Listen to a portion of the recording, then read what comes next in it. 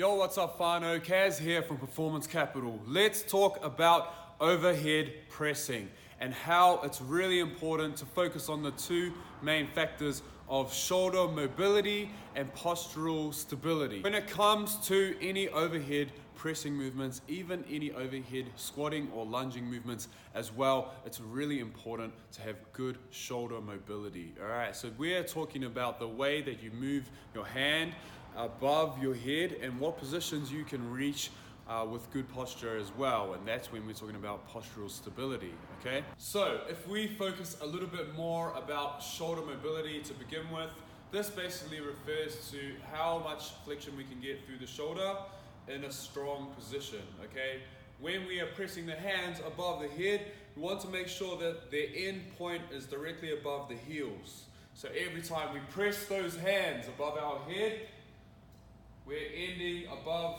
our heels each time. Okay, making sure that you end above the heels each time will ensure that you have better control of the weight that you're moving, better flexion through the shoulder, and we work the correct muscle groups that we're trying to focus on with regards to strength or hypertrophy.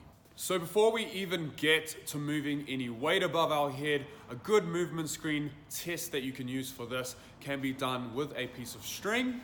Okay, in this sense, I have a little iPhone wire from my home, okay, charge my phone up, or just a broomstick handle, okay? If you can't get your hands on a broomstick handle, then you can always use a piece of string, pull the string out your shorts, or whatever it is that you have lying around your house you can use to do this movement screen, okay?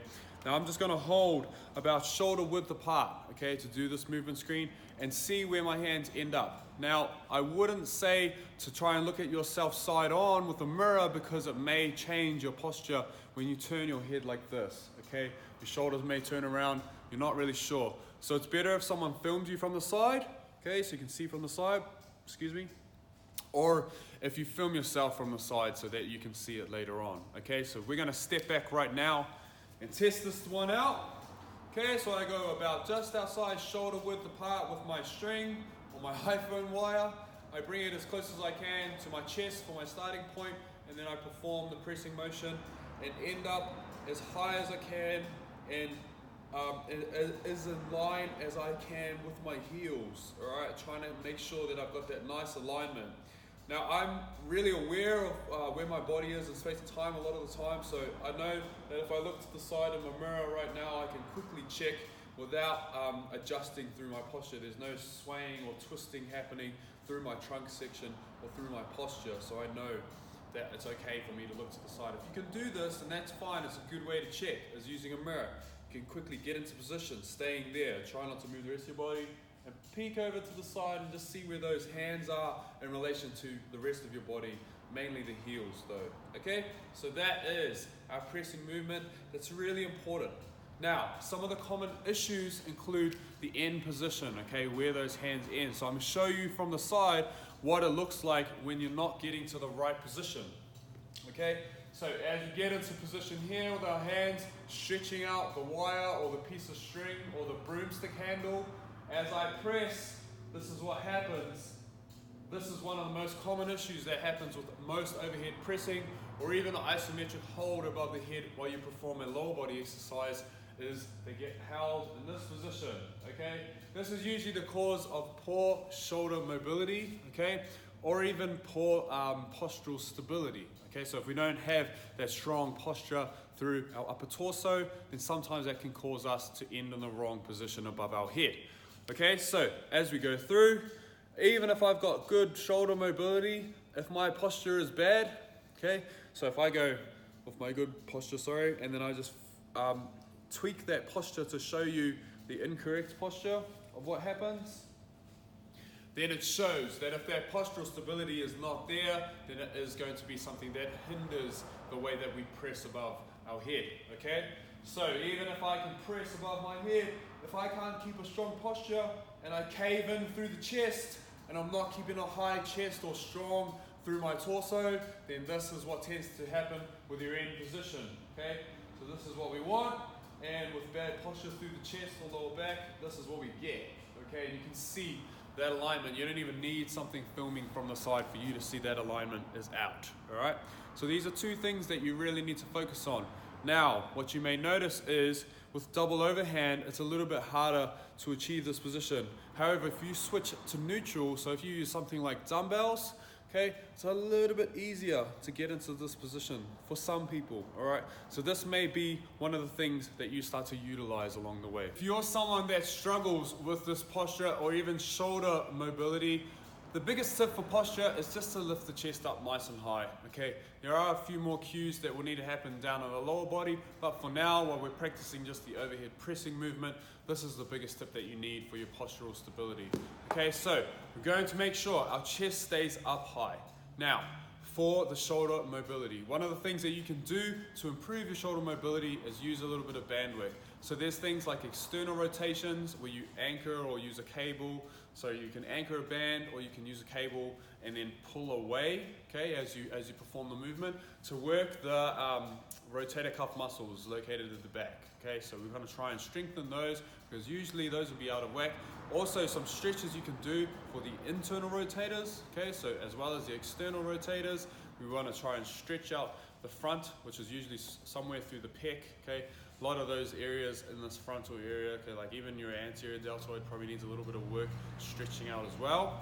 Will help with that mobility through the shoulder, okay, and then obviously that strength, because it is a position which relies on the strength through the rotator cuff muscles to help the guiding of that arm movement so that you work the shoulders properly, okay.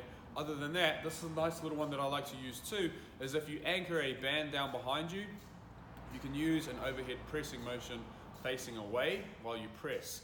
Now as you do this motion, you don't want too much tension through the band, you want just enough that is providing tension, but if it's too much, it's just going to put you off balance. You're not going to be able to focus on the right areas because what we're trying to do is really open up the shoulder and get it into the right position as you press overhead. So I'll show you now as it's anchored down behind me. I'm just going to stand so that it's just got tension, and I try to use it to get my arm into a good, strong, and solid position, okay? So the elbow, we don't want the elbow dropping back like this. We want to leave it by our side, okay?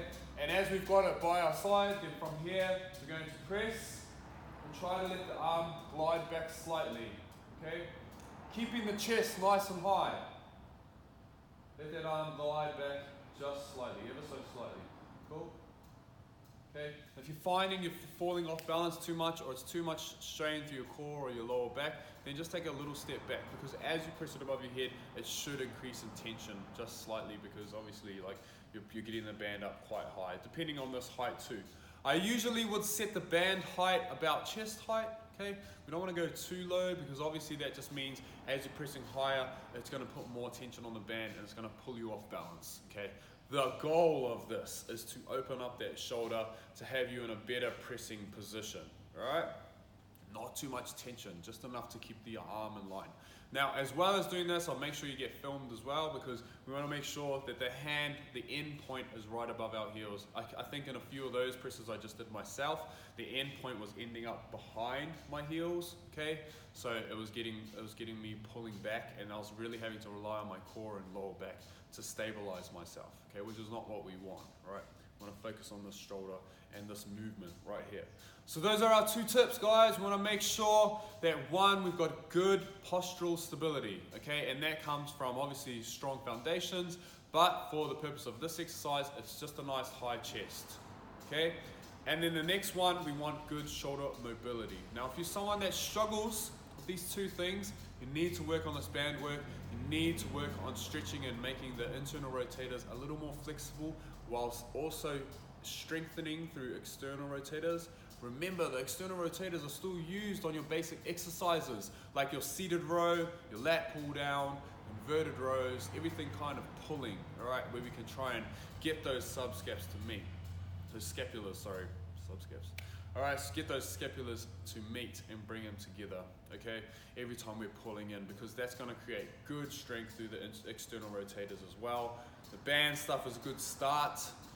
And then also these little kind of tips and exercises that we can use to help open up the shoulder, moving into that. Now, if you do struggle with those exercises, and it's difficult for you to reach that good position in that end point, that end range of your overhead press, then use something like an incline press, okay? You can slowly increase the incline over time as you improve your shoulder health, all right, as that shoulder health improves. But it is an exercise where you can still use your shoulders, okay, to build up your shoulder strength, your upper chest strength as well, because of the incline movement, and you'll be able to keep a better position while pressing as well, okay? Hope this helps, guys.